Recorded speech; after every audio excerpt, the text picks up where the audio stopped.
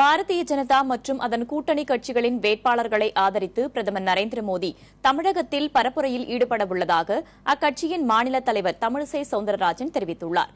இதுகுறித்து அவருடன் நமது செய்தியாளர் மணிகண்டன் நடத்திய கலந்துரையாடலை தற்போது பார்க்கலாம்.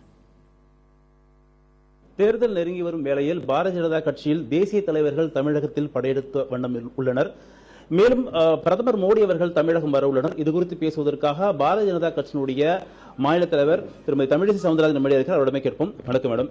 பிரதமர் மோடி தமிழகம் வருவதாக தெரிவித்திருக்கிறார்கள். அதனுடைய திட்டம் பற்றி சொல்லுங்க மேடம். 6ஆம் தேதி வருகிறார்கள். அதற்கு முன்னால் ஹோசூர் போய்விட்டு இங்கே வருகிறார்கள். அது மட்டுமல்ல, 8ஆம் தேதியும் மறுபடியும் அவர் இங்கே சுற்றுப்பயணம் செய்கிறார். எந்தெந்த பகுதிகள் என்பதை நாங்கள் இப்பொழுது திட்டமிட்டுக் கொண்டிருக்கிறோம். ஆனால் 6ஆம் தேதி மாலை சென்னை நிகழ்ச்சியில் கலந்து கொள்கிறார். காங்கிரஸ் அறிக்கை சமீபத்தில் வெளியிடப்பட்டிருக்கு. அதனுடைய கருத்து பத்தி சொல்லுங்க. அதுல என்னென்ன சிறப்பம்சங்கள் உங்களை ஈர்த்திருக்கு? என்னை ஈர்க்கும் சிறப்பு அம்சம் என்னை ஈர்க்கும் அம்சமும் இல்லை, மக்களை ஈர்க்கும் அம்சமும் இல்லை. இதில் எல்லாவற்றிலும் இந்த ஒரு சிரிப்பின் உச்சகட்டமாக இருப்பது ஊழலை ஒழிப்போம் என்று சொல்வதுதான்.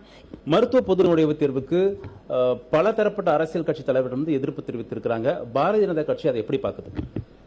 அதாவது இது 2 விதமாக பார்க்க வேண்டும். ஒன்று, கிராமப்புற மாணவர்களுக்கு நிச்சயமாக உதவி செய்ய வேண்டும்.